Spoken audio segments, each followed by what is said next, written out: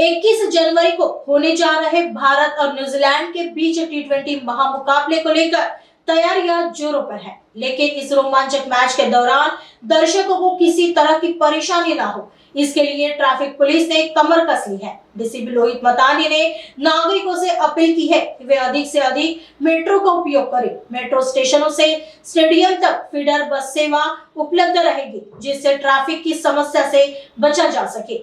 Traffic DCP Lohit मतानी ने एक पत्रकार परिषद में जानता स्टेडियम के आसपास ट्रैफिक और पार्किंग की नई व्यवस्थाओं की जानकारी दी है। दिनांक 21 जानेवारी 2026 ला जे भारत आणि न्यूझीलंडच्या जे T20 मॅच आहे त्यासाठी जे ट्रॅफिक अरेंजमेंट आहे ते आम्ही तुम्हाला सांगतो।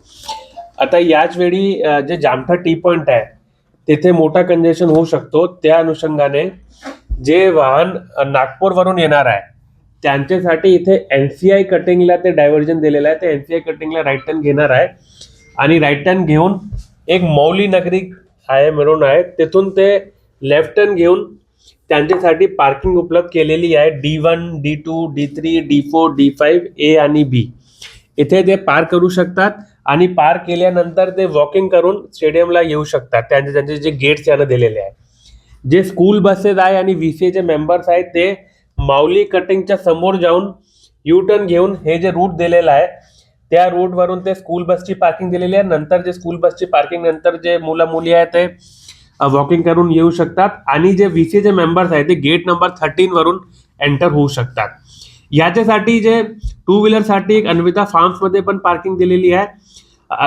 यामध्ये असं पण होऊ शकतात की जे लोक आहे नागपूर वरून जे येत आहेत त्यांनी जर एनसीआय कटिंग वरून राईट टर्न नाही घेतला आणि ते समोर आले त्यांना जामठा टी पॉइंट वरून एंट्री मिळणार नाही, पण ते समोर जाऊन अल्ट्राट्रेकचे जवळपास एक पार्किंग दिलेली आहे, मोठी पार्किंग आहे, ई पार्किंग म्हणून ते बेलास कटिंगचे समोर आहे। तिथे ते व्हेकल्स पार्क करून तिथे फीडर बस सेवा उपलब्ध केलेली आहे। तिथून ते फीडर बस सेवेमध्ये जाऊ शकतात किंवा जे वर्धा आणि तिथून जे येणार आहे बुट्टीबोरीवरून त्यांच्यासाठी एक ब्रह्मकुमारीची पार्किंग उपलब्ध केलेली आहे, एफ पार्किंग। ते तिथून पार्क करून तिथे फीडर बस सर्व्हिसेस पण आहे आणि ते वॉकिंग डिस्टन्सचा पण आहे। हे सगळ्यांनी हे जे एकंदरीत जे पार्किंग दिलेलं आहे त्यासोबतच त्या मार्गावर कंजेशन झालं नाही पाहिजे त्यासाठी हेवी व्हेकल्सला त्या दिवशी आम्ही डायव्हर्ट करणार आहे। नागपूर ते वर्धाकडे जाणारी जे जड वाहतूक आहे त्यांना मुंडले शाळाची जे कटिंग आहे तिथून आम्ही डायव्हर्ट करणार आहे आणि ते त्यांना समृद्धीकडून पाठवणार आहे। चंद्रपूर, हैदराबाद, वर्धाकडून जे नागपूरकडे येणारी जे जड वाहतूक आहे त्यांना आम्ही बुट्टीबोरीवरून आम्ही डायव्हर्ट करणार आहे। हिंगणा, अमरावती मार्गे हैदराबाद, चंद्रपूर, वर्धाकडे जाणारी जड वाहतूक यांना समृद्धी झिरो सर्कल येथून डायव्हर्ट करणार आहे। हैदराबाद, वर्धाकडून जबलपूरकडे जाणारी जड वाहतूक ही बुट्टीबोरीकडून आम्ही डायव्हर्ट करणार आहे आणि छत्रपती चौक ते डोंगरगाव कडे जे जड वाहतूक त्या दिवशी जाणार आहे त्यांना आम्ही थांबवणार आहे काही वेळासाठी, कारण त्या रोडवर मोठा कंजेशन होऊ शकतो।